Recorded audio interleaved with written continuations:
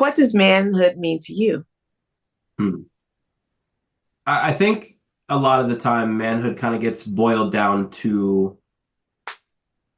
it feels very toxic in my head, like when I think about it. Like I think a lot of the narrative that has been pushed to me has been that you have to be a breadwinner, you have to provide for your family, you have to do A, B, C, D, like X, Y, Z. And to me, I've always kind of pushed back on that. I feel like manhood is as much as it is humanity, right? Like I feel like you need to be a human more than you need to be a man, whatever that even means, because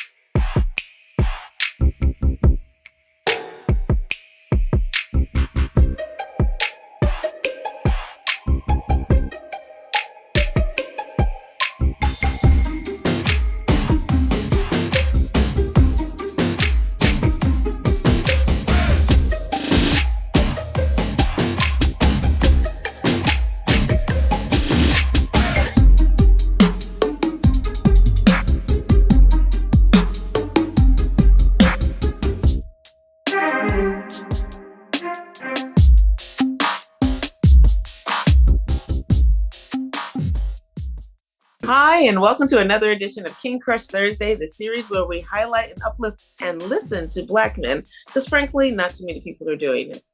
My name is Val Gay, and I'm super excited about this brother today. Let's see. This young man is in his 20s and is a software engineer for Google. He loves to skateboard. He's from Philadelphia, and he's starting to play the bass too. His name is Mr. Chris Fulton. Hey, Chris, how are you? hello, hello, hello. I'm doing well. How are you? I'm good, thank you. I'm so glad that you are here. And Thank you for so, making the Chris, time. oh, absolutely. Thank you. Of Thank course. you. And we are here so that we can continue to widen the very narrow and myopic narrative that has been depicted about Black men, but our community in general, but Black men specifically. And with the goal of, through this repository of 6 questions, well over 100 successful and positive Black men who have answered, that hopefully we'll have a young king who one day, who may or may not have positive Black male role models, to come to this repository, see the same 6 questions answered by all these different men, and hopefully find guidance there. And then for the rest of us who are neither male or even Black, to be able to also come to the same repository, see these questions, and hopefully have our minds expanded. And as our minds expand, perhaps our attitudes and our behavior will expand so that you can live freely in your humanity. And so I am grateful that you are here. And I'm going to get started with the first question. So, Sounds Jim, good. awesome. What does manhood mean to you? Hmm. I think a lot of the time manhood kind of gets boiled down to it feels very toxic in my head, like when I think about it. Like I think a lot of the narrative that has been pushed to me has been that you have to be a breadwinner, you have to provide for your family, you have to do A, B, C, D, like X, Y, Z. And to me, I've always kind of pushed back on that. I feel like manhood is as much as it is humanity, right? Like I feel like you need to be a human more than you need to be a man, whatever that even means, because I personally don't subscribe to this idea of like manhood, womanhood. I just believe that everyone should just be a human and like a good-natured person. So for me, my answer is like you should be a good human. That is what manhood means to me. You should be caring, you should be thoughtful, you should think about what people are doing unto you. I grew up in a very Christian household, so do unto others as you would have done unto yourself. My mother would love to hear me say that right now. But a lot of those ideas of being understanding and thinking about where people come from, being empathetic, thinking about what you should be saying and kind of the way that you carry yourself, the way that you're perceived in society, that is what manhood means to me. Holding yourself in a light that you would have reflect onto other people that have helped raise you throughout your life, right? Like when people see me, they don't just see me, they also see the byproducts of my family. They see my mom, they see my grandmother, my dad, my brother, my sister, cousins, everybody. So because of that, that is how I kind of think of my own manhood. And that's what that means to me. It means that I should be a human. I should be a well-rounded individual that continues to make the people around me and the people who have raised me proud. Yeah, Awesome. Excellent. Excellent. Thank you, Chris. of course. So, Chris, who and or what is important to you?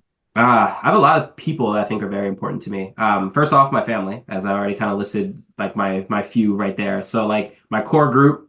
If my family ends up watching this, if I don't name you, too bad. Sorry, it's not me. But my mom, my dad, my brother, my sister. I have more siblings than that, but like my core group, they know who they are. We all grew up in the same house together. They are my rock for keeping me together mentally, keeping me like stable and helping me make like very hard decisions through my life. They've pushed me well beyond what I even thought was possible for myself.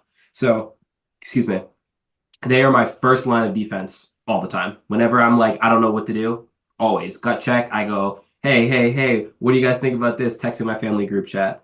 Additionally, my friends as well. Like, I think that that's something that we don't see a lot of is having like good friendships and good connections with people outside of be it your partner or be it just like one or two other people that you know. Like I feel very blessed to have multiple friends all over the world, honestly. One of my friends is about to be moving to France soon, which now gives me an opportunity to go explore France and be like, now I'm in France. So connections, I think, are something that I'm kind of talking around, but that's a very central point for me. Maintaining and having really positive connections with people, that's something that's incredibly, incredibly important to me.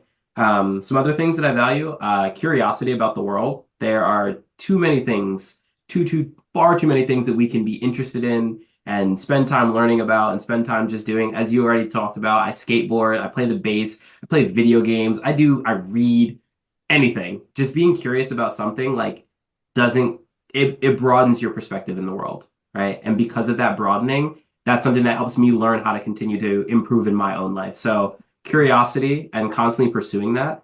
And then I think I'll end on a third value, peace. That's something that I actually value a lot of. I would like to say that I'm the peacekeeper of my family, where my sister and my brother, they are a bit more opinionated than I. I believe that. My sister, for sure. She's the oldest, so she's like, I have all the say. And I'm like, okay, I'll fall back. That's on you. You got it.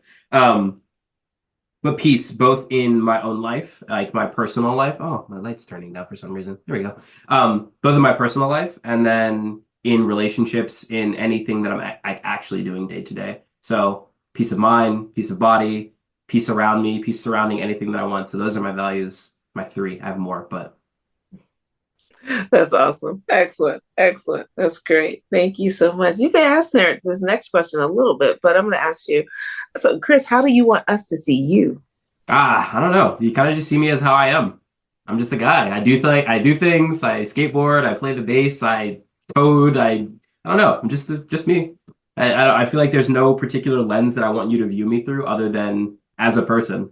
You meet me at where I am. You meet me at the things that I say that I do, the things that I do, the things you see me do. Don't judge me based on what I look like. Don't judge me based on the things that I like say in a conversation. You can't be like, oh, this kid's super nerdy just because he says that. Well, that happens to be true, but that may not necessarily be true, right? Like I grew up in a very different environment than where I currently live.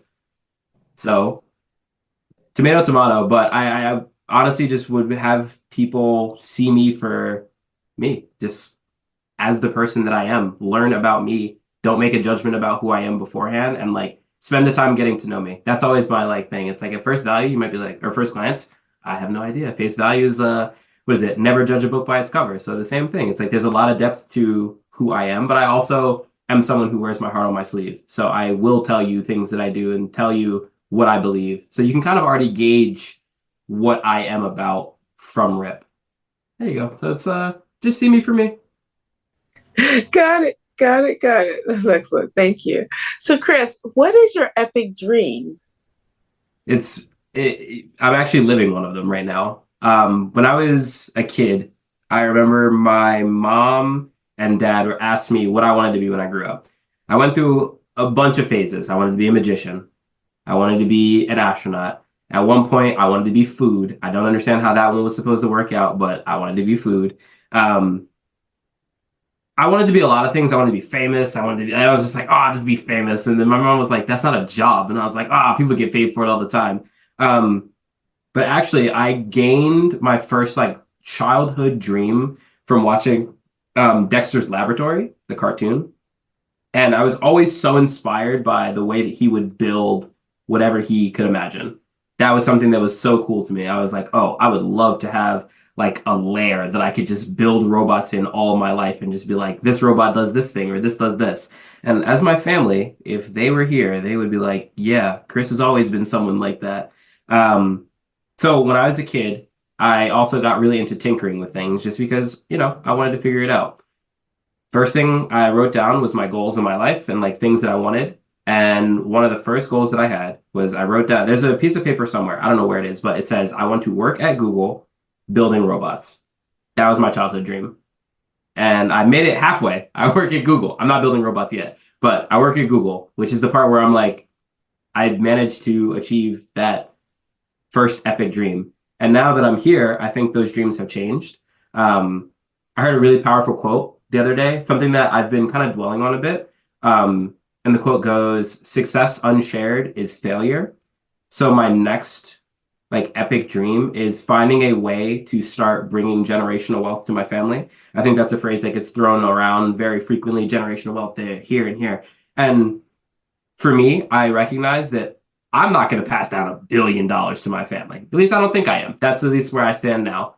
But one thing I can do is I can pass down knowledge. I can pass down information about, hey, this is what I did. These are the mistakes I already made. You don't have to make those same mistakes. Try this, and you'll be further than I was when I started at whatever age, So that is, I think, my next goal is figuring out ways to educate both my family and the people around me, the people who've already been in my cycles all my life, educate them so they can make more progress than I am making right now. That's my next epic dream. I love that. That is awesome. So awesome. Excellent. You have been answering definitely question 5 all along implicitly, but I'm going to ask you explicitly, Mr. Chris Fulton, who are you? I feel like I'm a lot of people in one. At its base value, I'm me. I'm Chris. I'm a guy from West Philadelphia. Was born. I'm here now. I represent my family. I represent myself. That's the very surface level answer. I think I play a lot of roles in family, school, like when I was in college and going to school as being a mentor, being a teaching assistant, a TA, doing a bunch of different things. A leader is one of the roles that I fulfill as well.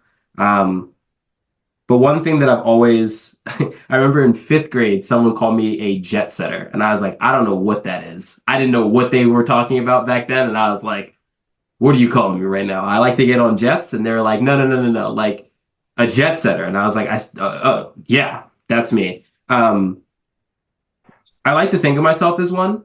I like to think of myself as a pretty pivotal person in my family, someone that has shown other people that it is possible. It's possible to make it out of living in a impoverished situation and make it to where you want.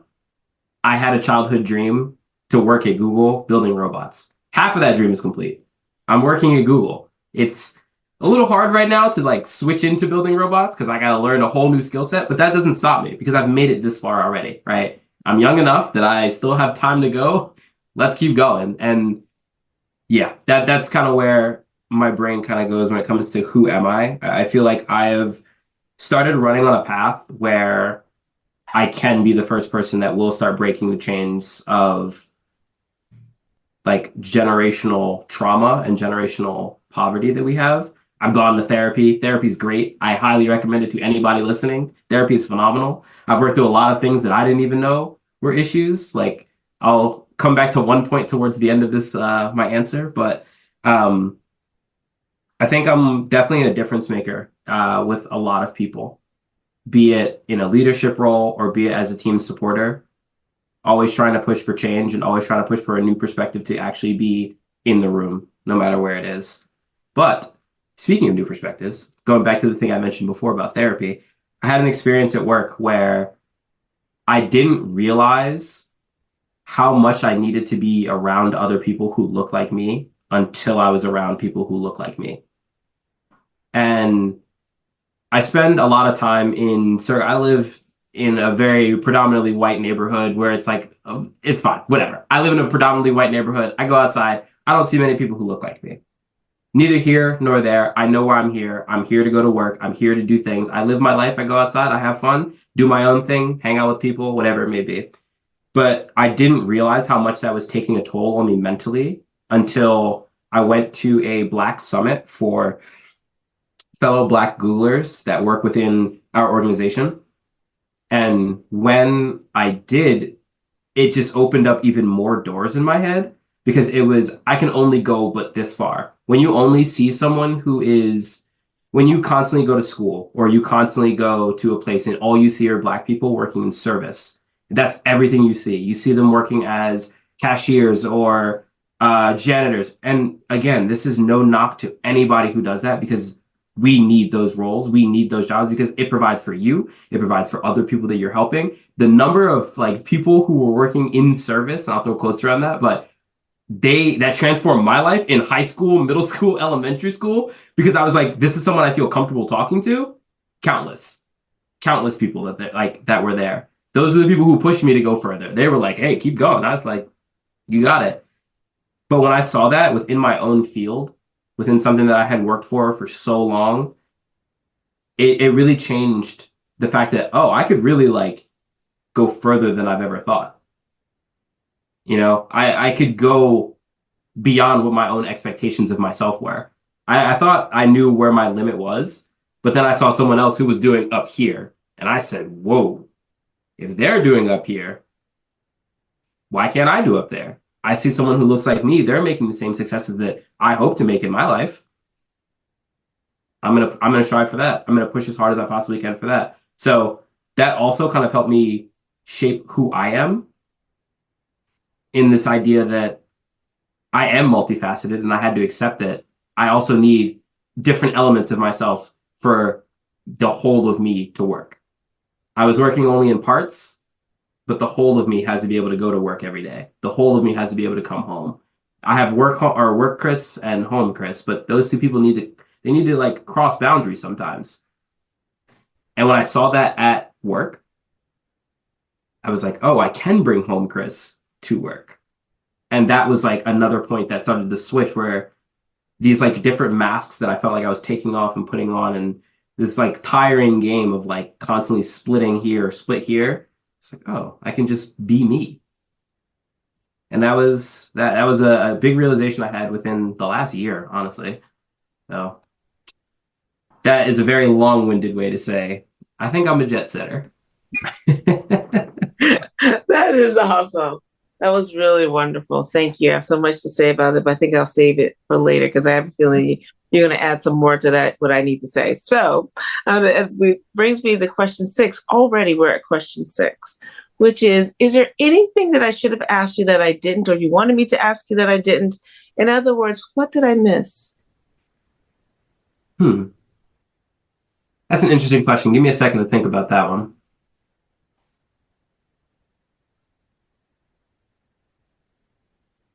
I want more focus on mental health. Like, what do I do to keep myself together? I answered that because I talked about therapy, right? That was one of the things that I do. But I think that that's something that I don't see enough of a focus on in our own community. That is something that every Black person that I know has generational trauma. Known or unknown, there is a trauma that is associated with being Black, being a Black American. Because of that, it's so much harder to know what is a trauma versus what isn't if you aren't asking the questions, if you aren't seeking out the knowledge, or you're not seeking out someone who's like, that is not, you shouldn't be doing that. That is a trauma response. I don't have a very specific example of these things because I am not a therapist. I go to my therapist for these things and I go, oh, I shouldn't do this thing because that's a trauma response. I can talk about my own traumas, but we're not here to talk about my own traumas. We're here to talk about empowering others. So finding ways to keep my own mental health sane and like neutral is something that I definitely would want to focus on. I journal every day. My journal's right here. I spend a lot of time writing about what I am doing in a day, what I feel, how my brain kind of like processes information that's going on in the world. And that has been the first step in me understanding more of me. Why does this thing make me upset? Why does this thing make me happy? What are these nuanced feelings that I'm working through? that was my first step because it's very personal. I don't have to go out and share that. And that was something that I started understanding more and more about myself, is that I don't feel comfortable sharing everything about myself. As I said before, I do wear my heart on my sleeve. I share a lot, but there's some things that they're for me. And I think that I need to get them out of my head, because if I keep them in my head, I just toil on them. I spin, I spin, I spin, I spin. Writing them down, I get it out of my head. It's written down. I can go back and read it if I need to, but I've addressed that thought now, excuse me, and I can move on. Going outside is so important for your mental health. Just going outside and being in the sun for like 10 minutes is, you will feel loads better. There's so many small, like, little tips and tricks that, like, I've acquired over the time to keep myself together. One of my mom's favorite: if you're ever upset, drink some water. Take a deep breath, drink some water, slow your breathing. And once your heart rate starts to calm down, then you can adjust the problem more. You can actually be calm going through those situations. So one of the things that I definitely would like to focus on more, and I think that our community needs to focus on, is taking care of their own mental health. And I'm seeing that more as a shift now. People are starting to go to therapy more. I talked to my mom about this, and now it's not a taboo topic, because I feel like when I was a kid, it was like, therapy, oh no, that's for crazy people. And it's like, you're not insane. And it's like, yeah, I'm not insane, but I also just feel sad and I don't know why. What am I supposed to do about that idea? Like, how do I process that? How do I say, Mom, I'm sad, but I don't know what's causing me to be sad? Because then if I say that, then it's like, you're not sad, go do something. And it's like, well, then you feel dismissed. And then your emotions still aren't resolved, but now you shut down in the future when you're like, I still feel this sadness. And then you're more prone to not actually opening up your mouth when something is a problem. Then you're just like, I'll just deal with it myself because I've always dealt with it myself. You're creating this new habit by not addressing these things. So that is something that I definitely think that we need to spend more time doing and promoting more of, like promoting the fact that being mentally healthy is a very good thing. Everyone should like strive for that. It's so great. I'm not completely there, but I'm on my journey to figuring it out. I'm on my journey to becoming more mentally healthy and feeling more confident in everything that I do and say. So why not? Like, what is the harm in feeling good? There is no harm, I don't think. Mentally, at least, I'm like, hey, if I can feel good mentally every day, that's a win for me. So. I love it. Love, love, love everything you just said. I think I absolutely agree. I'm a musician, and one of the things, I have a recording project that is not yet released, but it's of 9 songs that have embedded in them solfeggio frequencies, which have been scientifically proven to alter our physical DNA positively. These songs I infuse these frequencies inside of beats, because, to your point, so many of our community have not gotten therapy, need therapy, and just need help. And people don't know that it's like having a broken leg and walking around on it and trying to figure out why you're hobbled, right? Your leg is broken. You just need to get it fixed. You could probably walk better soon.